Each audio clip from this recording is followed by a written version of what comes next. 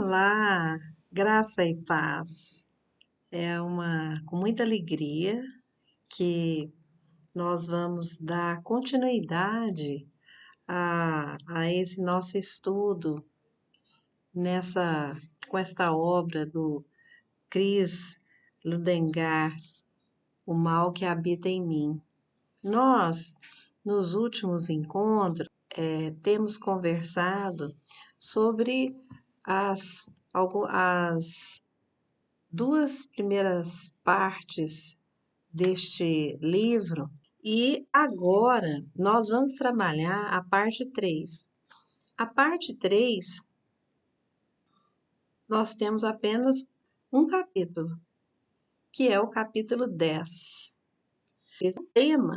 O nosso tema, o tema que nós estamos trazendo para o nosso estudo é o poder do pecado no que ele faz.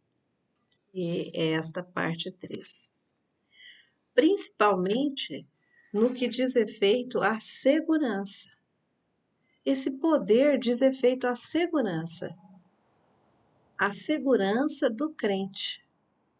Essa segurança, muitas das vezes, ela nos empodera, ela nos provoca poder. Nós nos sentimos fortes. Mas será que essa segurança, ela é positiva? É sobre isso que o Chris Ludengar, ele vai nos fazer pensar um pouco. Eu quero primeiro trabalhar com vocês um personagem. Quem trabalhou com esse personagem foi William Shakespeare, um dramaturgo do século XVII. William Shakespeare, olha só, esse personagem que é trazido pelo Chris Ludengar e eu quero pensar um pouco sobre ele com vocês. Quem foi Macbeth? William Shakespeare, ele fala sobre constrói a tragédia de Macbeth. Eu vou fazer uma breve leitura de algumas partes aqui de um, um texto do drama, da tragédia do Macbeth. Bom, rapidinho aqui, para que a gente possa ilustrar a nossa devocional de hoje. Diz o seguinte, quem é esse personagem, né? Esse personagem, ele é um general. É um general. Esse general, ele está vindo de uma batalha. Vocês estão vendo essa imagem? Mais ou menos é isso, certo? Ele está voltando de uma batalha, sempre protegendo o reinado do rei James I, ok. E no meio dessa noite, uma noite tenebrosa, ele encontra, olha só, três feiticeiras. Três feiticeiras. Veja bem nessa imagem aí. Três feiticeiras. Olha só, esse Macbeth, esse general, ele é um homem bom. Aparentemente, William Shakespeare apresenta este homem como um homem bom, um homem protetor, um servo fiel, seguro de si. Mas quando ele encontra essas feiticeiras, o que elas fazem? Elas profetizam. Elas dizem para ele o seguinte, que ele ainda se tornaria rei. Que ele era tão bom, tão bom, tão bom, que ele se tornaria um rei. Naquele momento, Macbeth, que estava achando a noite terrivelmente tenebrosa, uma noite escura, tenebrosa, ele já começa a não achar a noite tão tenebrosa assim. Ele diz: a até que essa noite não é tão feia como parecia. Ele já estava não separando o belo do feio, já começou a não separar o belo do feio. Isso significa que o bem e o mal já não estava tão distinto como estava antes. Veja bem, é nessa hora que as feiticeiras falam para ele que ele poderia ser rei, que ele seria um rei, ele já começa a vislumbrar, a ter esse desejo, nasce no coração dele a ambição de ser rei. Ele já começa a pensar, desejar. Olha só, segue o caminho dele, só que ele começa a cultivar essa vontade de ser rei. Bom, por ambição, o general protagonista deseja tomar o lugar do rei. Por quê? Ele pensa assim: bom, se eu vou ser rei, eu só posso ser rei se eu tomar o lugar do rei.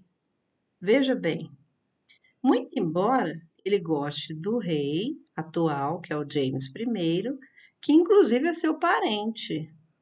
Olha só, hein? O rei é seu parente. Aqui não fala que tipo de parentesco eles têm, mas fala que ele é seu parente. Então, embora ele seja seu parente, ele é fiel, hein, ao rei. Intimamente, Macbeth sabe que não deve usurpar o trono e trair seu rei, mas sucumbe, ou seja, se entrega aos propósitos menores. Quais são os propósitos menores? O desejo de tomar o lugar de James I. Hã? Aproveitando-se, agora veja bem, aproveitando-se de uma visita real, quando o rei se hospeda em seu castelo, Macbeth, com a ajuda da mulher, olha o que eles fazem. Enquanto o rei dorme, mata-o covardemente. O mesmo homem que havia guerreado em nome do rei, arriscada sua própria vida por lealdade e honra, é aquele que o assassina.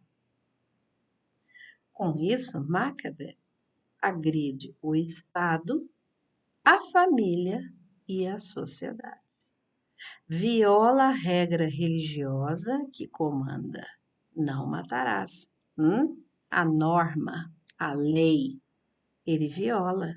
Afronta uma regra social, pois faz mal a um hóspede e transgride uma regra legal, na medida em que o regicídio é um dos mais condenáveis crimes.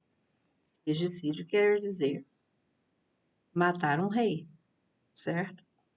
No exato momento de cometer o crime e apunhalar o rei dormindo e indefeso, Macbeth pensa duas vezes, fica aí pensando, hesita, será que eu mato? Fica, né, querendo desistir. Mas a sua esposa, Lady Macbeth, toma a arma, o punhal, e decide: não, vamos matá-lo sim. Nós vamos matá-lo, ele está apenas dormindo, nós temos que matá-lo. E então comete o crime. Os dois cometem o crime, né? Porque quando ela começa a matar o rei, ele também decide que o melhor é fazê-lo, certo? Não vai deixar a esposa dele. E os dois cometem o crime.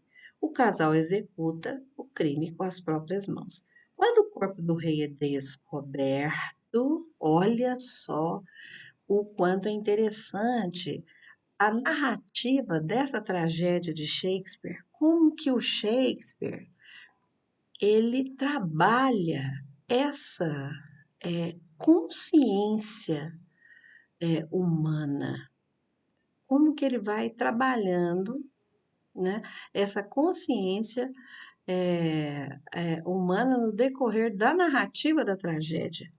Ele diz, no personagem, quando o corpo do rei morto é descoberto, Macbeth simula a indignação.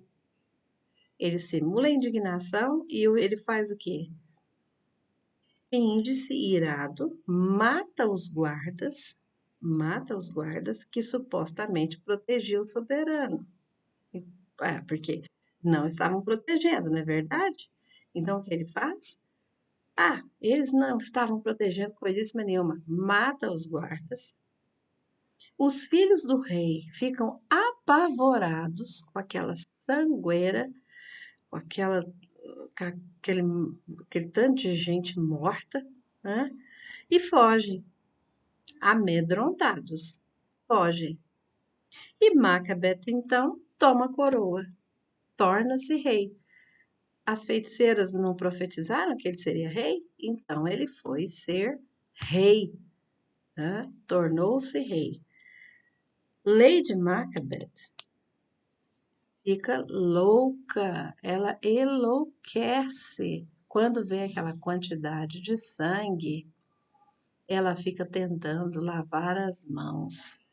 Veja bem, a consciência não deixa nunca mais Macbeth, nem mesmo a sua esposa, em paz. Eles ficam o tempo todo com as mãos ensanguentadas. Eles olham para as mãos e por mais que eles tentam lavar as mãos, e aí é muito interessante como que o dramaturgo Shakespeare trabalha essa ideia da consciência pesada. Só que o interessante desse drama de,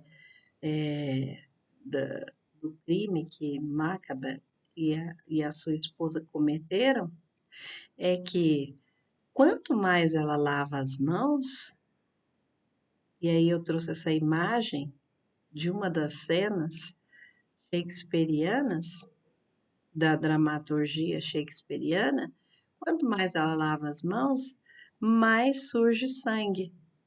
A ideia de surgir sempre sangue é a ideia da consciência. E é muito interessante, porque é nesse sentido que eu quero pensar com vocês, nessa perspectiva, que nós precisamos estar o tempo todo atentos para estarmos pensando que os nossos pecados estão o tempo todo nos acusando. A nossa consciência está sempre nos acusando, nos mostrando, cutucando, apontando para nós. Olha as suas atitudes, as suas ações. Será que você realmente se arrependeu e deixou aqueles pecados, aqueles pecados encobertos? Você realmente pediu perdão e deixou e abandonou? Precisamos estar atentos, de sentinela, porque se nós nos distrairmos e acharmos que nós não vamos pecar, não, de jeito nenhum. Eu sou um crente firme na palavra do Senhor. Nada vai acontecer comigo. Eu sou uma mulher de Deus. Eu não preciso mais ficar orando, jejuando, meditando na palavra o tempo todo. Não, não, não, não. Eu estou segura. Olha só. Esse exemplo do general é um exemplo, é um personagem que Shakespeare utilizou, mas ele nos faz pensar. Ele era um homem fiel, um homem justo, um homem bom, E olha só, foi minado pela vaidade, pela ambição, pelos desejos da carne. Então, Shakespeare, através da tragédia, nos faz pensar em alguns pecados capitais. A ambição, a inveja, olha lá, a luxúria. Esses desejos, essas nossas vontades, a carne, ela está o tempo todo desafiando o espírito. É aquela guerra da carne contra o espírito. E nós precisamos estar o tempo todo em oração, atentos para não permitir que a carne ganhe essa guerra contra o espírito. É um outro exemplo de um homem segundo o coração de Deus, um homem que serviu a Deus, um homem fiel a Deus. E este homem chama-se Davi. Olha só, aqui no livro de Samuel, segundo Samuel, nós temos o exemplo deste homem, Davi, um homem que viveu segundo o coração de Deus, um homem que encontrou graça diante de Deus. Davi, ele derrotou os filisteus. Olha só, Deus foi gracioso com Davi. Aqui em 2 Samuel, no capítulo 5, não vamos ler agora porque é extenso, mas todo o livro de 2 Samuel vai estar dizendo sobre os feitos do rei de Israel. Davi é feito rei de Israel e de Judá, e vai fazer toda essa narrativa. É interessante vocês fazer essa leitura. Eu estou apenas fazendo uma leitura breve para deixar com vocês essa passagem em que Davi derrota os filisteus, aqui no capítulo 5, nos versos 17 e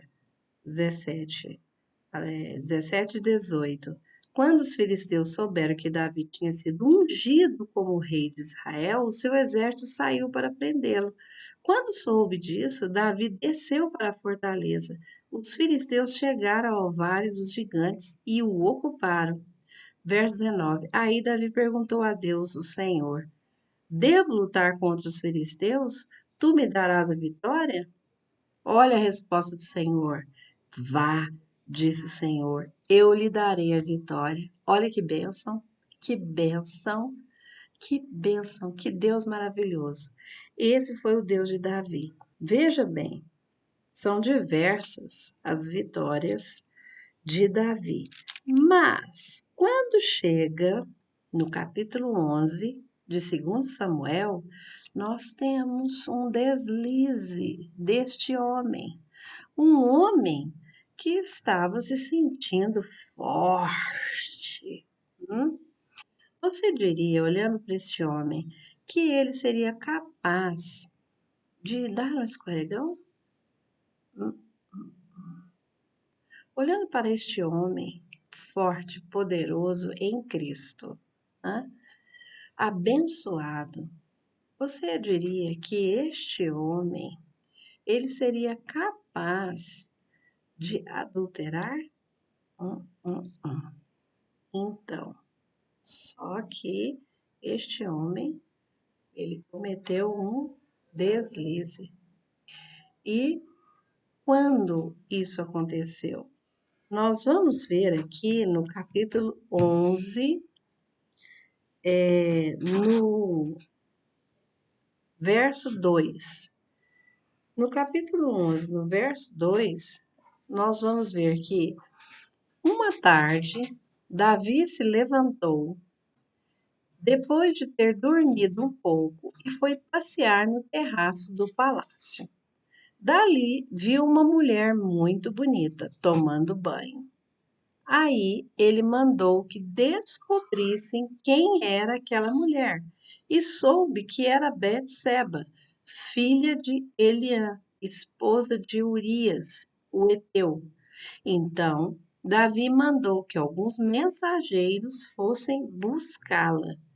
Eles a trouxeram e Davi teve relações sexuais com ela. Batseba tinha justamente terminado seu ritual mensal de purificação. Ela voltou para casa e depois descobriu que estava grávida. Veja bem, Davi, depois que ele ficou sabendo que ela estava grávida, ele cometeu outro crime.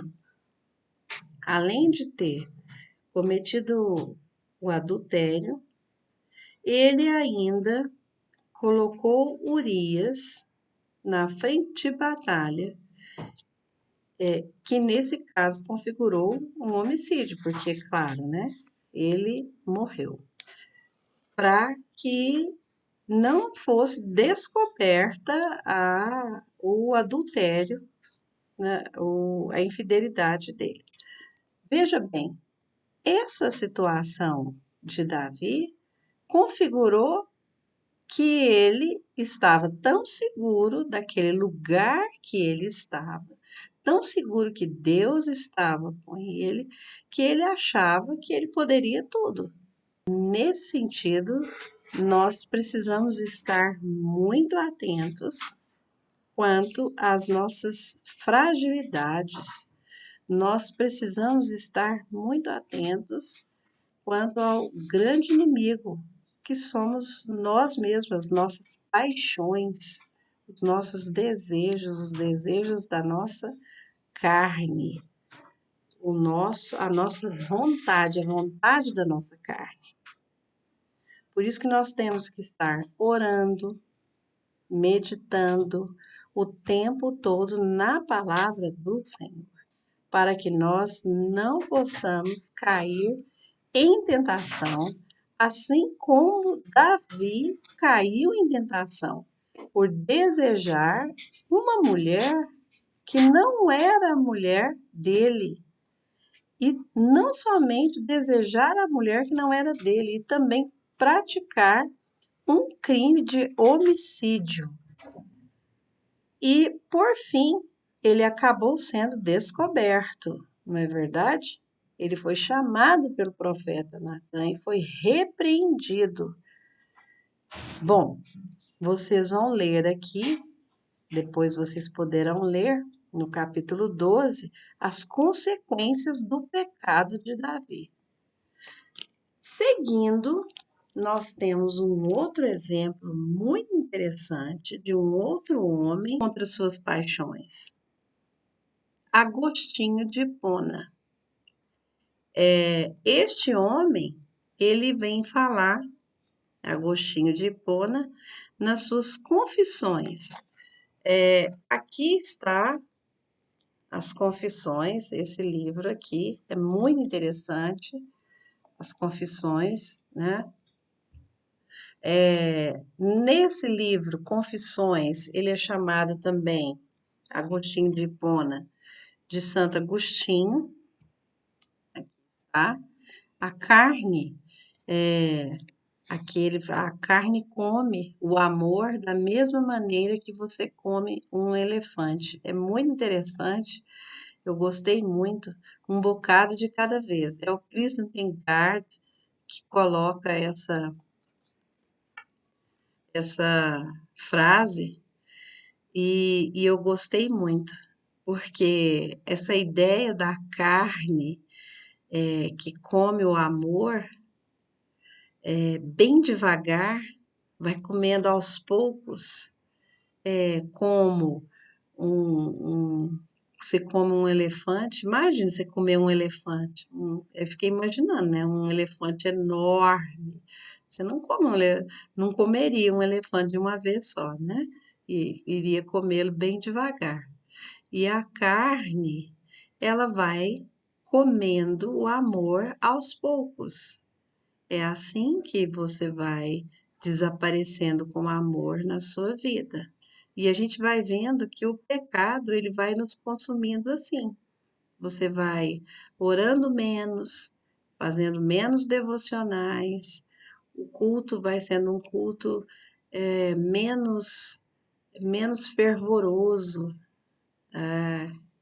menos entrega, né? E até você simplesmente não querer mais estar na presença do Senhor, orar menos. É assim que a gente vai se esquecendo até achar, se esquecendo de Deus até achar que Deus não é importante na sua vida. Agostinho de Hipona, ele foi e lutou muito contra a carne. Lutou muito, muito contra a carne, porque ele era muito mulherengo. Ele era muito mulherengo, ele tinha muitas amantes e ele tinha uma dificuldade enorme para parar de ter mulheres. Tinha muitas mulheres. Agostinho de Hipona, a mãe do Agostinho, ela vivia orando e pedindo a Deus para que o seu filho fosse um homem fiel a uma mulher apenas, né? Fiel a Deus e a uma mulher. E Agostinho chega no momento que ele entrega a sua vida definitivamente a Deus. Percebe que ele tem definitivamente que ser fiel a uma mulher, decide se casar. Para isso, ele abandona a amante dele. E é muito interessante, eu quero ler para vocês um pedacinho, não resisto. Quero ler para vocês um pedacinho rapidinho no capítulo 15 e uma partezinha do capítulo 16 do livro 6º aqui do livro Confissões. Aqui, ó. Capítulo 15 é a separação da amante. Ele diz assim: multiplicavam-se meus pecados. Quando arrancaram de meu lado, como empecilho para meu casamento, aquela com quem partilhava meu leito, meu coração, ao qual ela estava unido, ficou ferido e ensanguentado. Olha que sofrimento. Vê o tanto que ele estava sofrendo. E porque eu não era amante do matrimônio, mas escravo da sensualidade, procurei outra mulher, mas não na qualidade de esposa, mas para alimentar e manter íntegra ou agravada a enfermidade de minha alma, sob a guarda do meu mau hábito, até o advento do reino da esposa. Olha só, ele já estava deixando a amante para procurar uma esposa, definitivamente, deixar a amante, né? E aí, a aproximação de Deus no capítulo 16. Quer dizer que no capítulo 15, que eu li agora, esse finalzinho, ele já está trabalhando essa ideia de. Isso aqui nas confissões. Ele está confessando todo esse sofrimento, essa dificuldade dele. E no capítulo 16 desse livro 6º, que o título é A Aproximação de Deus, ele já está bem melhor, porque ele está se aproximando de Deus. Essa ideia da aproximação de Deus é linda, é isso que nós temos que fazer, nos aproximar de Deus sempre, sempre. Como? Orando, tendo essa humildade, confessando a Deus, confessando as nossas fragilidades, confessando que nós somos carentes, nós carecemos da misericórdia do Senhor. Olha só o que ele diz: ó caminhos tortuosos, pobre da alma temerária que, apartando-se de ti, esperava achar algo melhor. Dá voltas e mais voltas, de costas, de lado, de bruços, mas tudo lhe é duro, Só tu és seu descanso. Mas logo te fazes presente e nos livras de nossos miseráveis erros e nos pões em teu caminho e nos consolas e dizes: correi, que eu vos levarei e conduzirei ao termo e serei vosso sustento. Isso é promessa, isso é promessa de Deus. E Santo Agostinho sabia disso. Por isso que ele confiou, ele deixou a amante, ele se entregou a Cristo e foi homem de uma só mulher. Quando ele buscou, se entregou, e a mãe dele orou muito tempo por isso. E ele também se esforçou. Nós precisamos nos esforçar. Precisamos nos esforçar, precisamos estar buscando o tempo todo a presença do Senhor. Porque se nós não buscarmos, seremos escravos de nós mesmos. Por isso que é o mal que habita em mim. E o Satanás, ele vai se aproveitar das nossas fraquezas e vai tomar conta dessas nossas fraquezas e minar. E aí, acabou. Aí é a hora que nós vamos naturalizar. Aí nós vamos pensar que é assim mesmo, isso vai passar. E acontece isso aqui, ó. A carne come o amor da mesma maneira que você come um elefante, devagarinho, devagarinho, um bocado de cada vez. Nós vamos sendo consumidos e vamos consumindo também, né? Vamos consumindo. Olha lá, ó, ela não vai tirar Deus da vossa mente de uma vez. Mas ela vai nos convencer a pensar nele cada vez menos. Mas afinal de contas, como devemos lidar com este primeiro amor, Cristo? Aquele amor da conversão.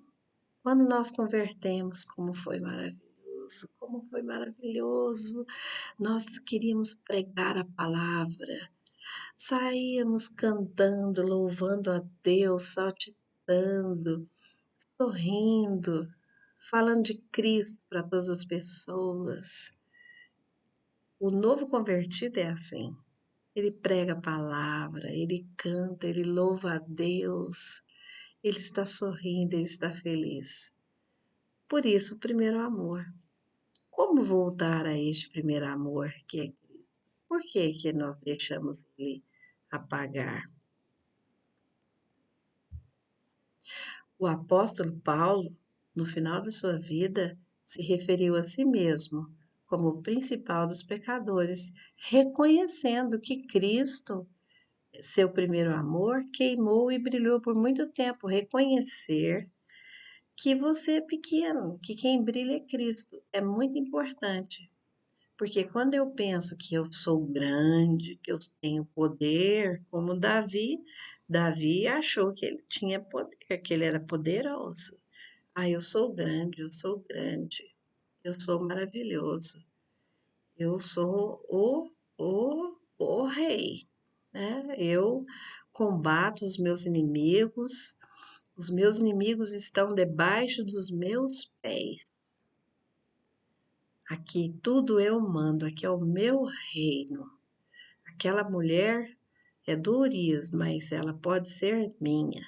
E aí, o que aconteceu?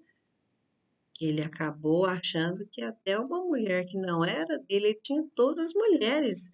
Aquela não era dele. Mas ele quis, ele desejou e achou que podia ser dele. Faltou o quê? Faltou discernimento. Faltou perceber que ele tinha limitações. E é isso que Paulo está dizendo. Eu tenho limitações, Senhor. Eu tenho limitações. O Senhor é grande. Eu não. Precisamos ter essa consciência. Olha a consciência de novo. Sempre estamos falando sobre ela. Cristo Jesus veio ao mundo para salvar os pecadores, dos quais o Senhor é o principal. Ele é o principal. Então, ele é o centro. É, olha só, somente Jesus, somente ele é o pão que deve alimentar o coração do crente. Mais nada. Nós não podemos servir a dois senhores. Não podemos. Dois senhores de jeito nenhum. É um Senhor. E o nosso Senhor é Deus. Não é o dinheiro, não são, não é o trabalho, não. Não são os nossos filhos, que às vezes os nossos filhos começam a ocupar o lugar de Deus, né? Os nossos filhos viram os reis do lar, ou o nosso marido, ou a nossa esposa. Não. Ou até mesmo a igreja. É Cristo. Cristo é o centro de nossa vida. É Cristo que é o centro da nossa vida. Não é a nossa filha, não é o nosso filho, não é o nosso marido, não é a igreja. Não. Hum. O centro da nossa vida é Cristo. Nada vai ocupar o lugar de Cristo. Se alguma coisa está ocupando o lugar de Cristo na sua vida, meu irmão, minha irmã, repense, repense. Nós estamos propondo que você possa recalcular rotas, recalcular. É como GPS. Vamos recalcular, vamos rever, recalculando rotas. É conversão, converter, volte para o primeiro amor, volte, retorne para o caminho que é o caminho de Cristo.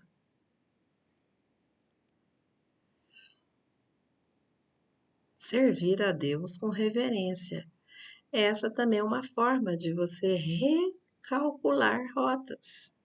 Servir a Deus com reverência. Nós temos percebido que, inclusive nesse momento de pandemia, os cultos têm sido de forma remota. Eles têm acontecido online, né? Mas, mesmo cultos online, tem que ter reverência.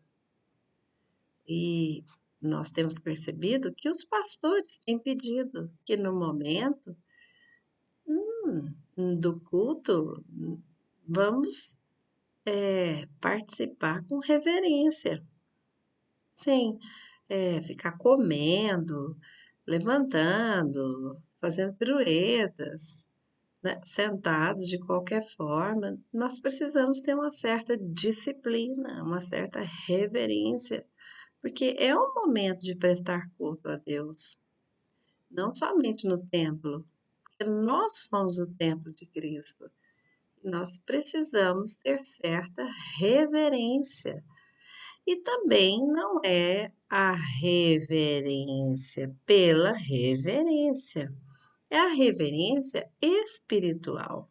A reverência espiritual revela em nosso corpo a nossa a nossa condição espiritual.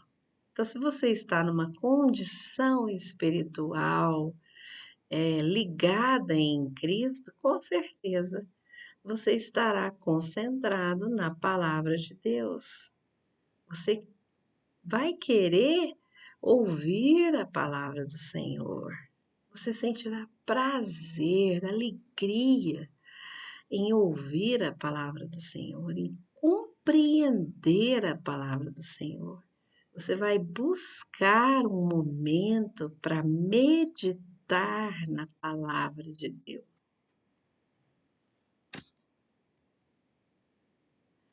Olha só, se seu coração está assim, meu querido irmão, minha querida irmã, quebrado, rasgado, vamos colocar aí um curativo, vamos curar esse coração. Cristo quer curar o seu coração. Ele já morreu na cruz. Ele morreu na cruz para nos curar, para nos salvar, para nos reabilitar. É isso que ele quer. Ele quer isso, reabilitá-lo. E é hoje, agora. O momento é este. Por isso, recalculando, vamos nos apaixonar novamente, nos apaixonar por Cristo. Jesus é a pérola de grande preço. Jesus é a estrela da manhã. Jesus é o brilho da glória de Deus. Olha só, uma pérola, uma joia, uma joia, uma joia rara fabricada por uma pérola. A ostra, ela fabrica a pérola através de um grãozinho de areia. Olha só, que tanto que é interessante. E demora muito tempo. Isso significa que é uma raridade. É uma raridade. E uma preciosidade. Por fim, finalmente, nós queremos trazer para vocês essa reflexão. Você sente o mesmo prazer que sentia lá na sua conversão hoje? Você sente o mesmo prazer que sentia no culto antes? Hoje você sente o mesmo prazer ao prestar culto a Deus? A pregação da palavra é tão preciosa para você como era antes? Você ouve a palavra ansiosamente e responde em fé e arrependimento? Então, meu querido irmão, minha querida irmã, essa era a palavra que Cétra e eu tínhamos para vocês nessa devocional, com muito carinho, muito amor. É o que nós queríamos trazer para vocês e queremos muito que vocês possam recalcular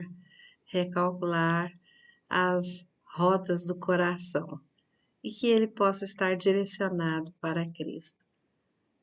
Deus abençoe profundamente a vida de cada um de vocês. Um beijo no coração, uma boa semana e que esse mês de junho, que é o mês do amor, mês que comemora os Dias dos Namorados, possa ser um mês ainda mais especial, um mês do amor, do primeiro amor. Vocês possam pensar nisso, retomar o primeiro amor em Cristo Jesus. Beijão, Deus abençoe.